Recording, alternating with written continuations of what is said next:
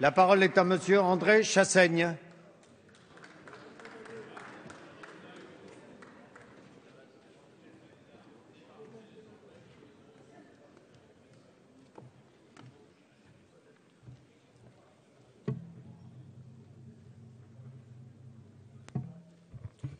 Monsieur le Président, mes chers collègues, messieurs les ministres, c'est avec émotion que je m'associe au nom de mon groupe à l'hommage unanime rendu aux soldats morts en Centrafrique. À peine un an après l'engagement de la France au Mali, notre pays se lance dans une nouvelle opération sur le continent africain. Après l'opération Serval qui devait s'achever en juillet dernier, le président de la République vient de déclencher l'opération Sangaris, qui se traduit par le déploiement de 1600 soldats français. Il s'agit de la 50e intervention française en Afrique subsaharienne depuis les indépendances d'il y a 50 ans.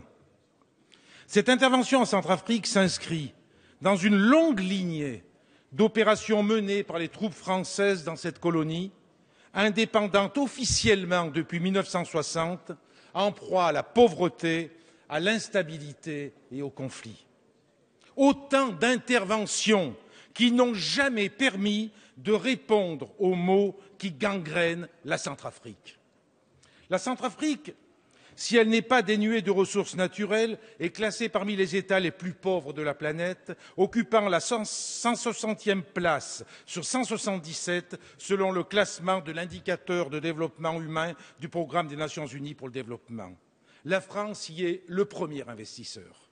Il est impossible, dès lors, de prendre part à ce débat sur l'engagement des troupes françaises en Centrafrique sans ouvrir le dossier de la France-Afrique. Tous les 10 ans ou presque, un président de la République centrafricaine chasse l'autre par un coup d'État, derrière lequel la France n'est jamais très loin.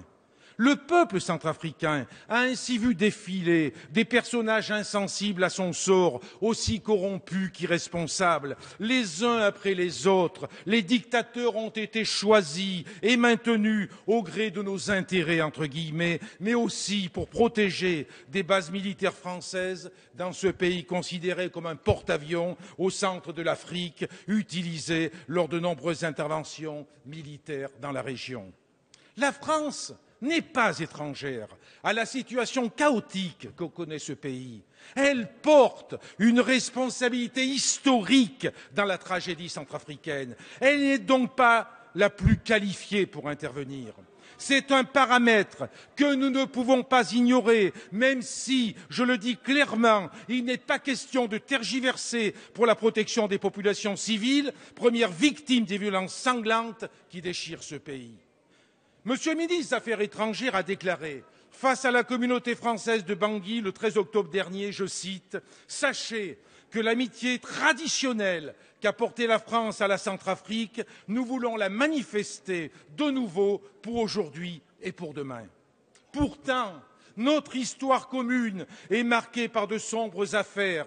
Nous gardons en mémoire le pitoyable sacre de l'ancien sous-officier de l'armée française devenu l'empereur Bokassa Ier en présence de la diplomatie française. Malgré ce soutien, le président Valéry Giscard d'Estaing a décidé de débarquer son ancien ami devenu trop encombrant, incontrôlable, qui menaçait nos intérêts pour installer au pouvoir le président David Dacko pour ensuite favoriser la dictature du général Kolimba.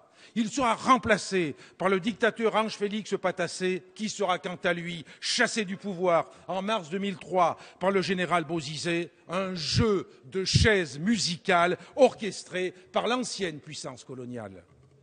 En 2007, face à la multiplication des mouvements rebelles sous influence soudanaise et tchadienne, les parachutistes français sautent sur Birao, dans le nord de la République centrafricaine. C'est de ce nord musulman qu'est venue en décembre 2012 l'offensive des rebelles de la Séléka qui, le 24 mars dernier, porta au pouvoir Michel Djotodia.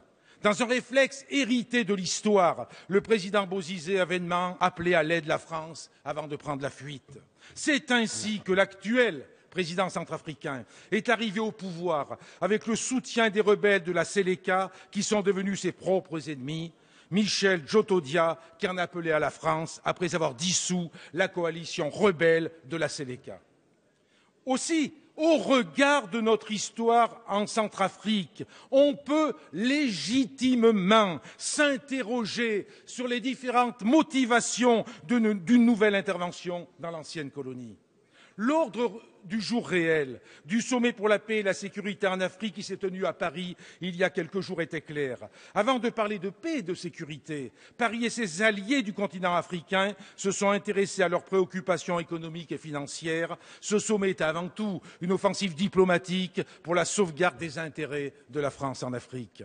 Riche de ses ressources naturelles, mines d'or, de diamants, de mercure, d'uranium, de fer, mais aussi culture du manioc, de bananes, de maïs, de café, de tabac, de coton, de canne à sucre, une forêt de 3,8 millions d'hectares aux essences précieuses, la République centrafricaine suscite l'intérêt du monde des affaires et du monde politique.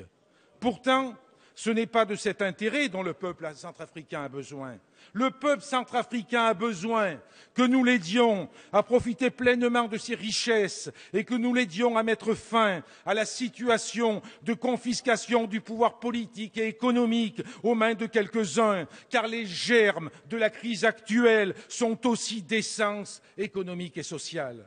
Le peuple centrafricain a besoin du soutien de la communauté internationale pour que cessent les massacres qui se multiplient alors que les affrontements entre les milices Séléka et Anti-Balaka terrorisent la population civile. La terreur et la misère ont déjà poussé un demi-million de réfugiés dans des camps de fortune. Aussi, je le redis, il n'est pas question de tergiverser pour la protection des populations civiles. Pour autant, il convient d'agir avec discernement pour ne pas reproduire les erreurs du passé. C'est pourquoi, dans les circonstances que je viens d'évoquer, il revient aux Africains et à toute la communauté internationale d'aider ce peuple en danger. Or, derrière l'unanimité de la résolution onusienne autorisant le recours à la force, la réaction internationale est en réalité d'inspiration franco-française et sa teneur est purement militaire. En effet, le texte adopté par les 15 pays membres du Conseil sur proposition de la France autorise les soldats en Centrafrique à, je cite, prendre toutes les mesures nécessaires pour soutenir la MISCA dans l'accomplissement de son mandat.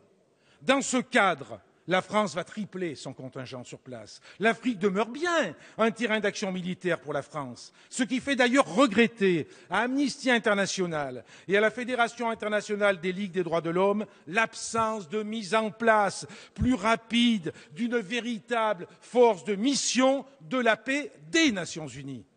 Vous l'avez compris, nous avons, pour qualifier le sentiment qui nous anime, un réel malaise face à cette intervention.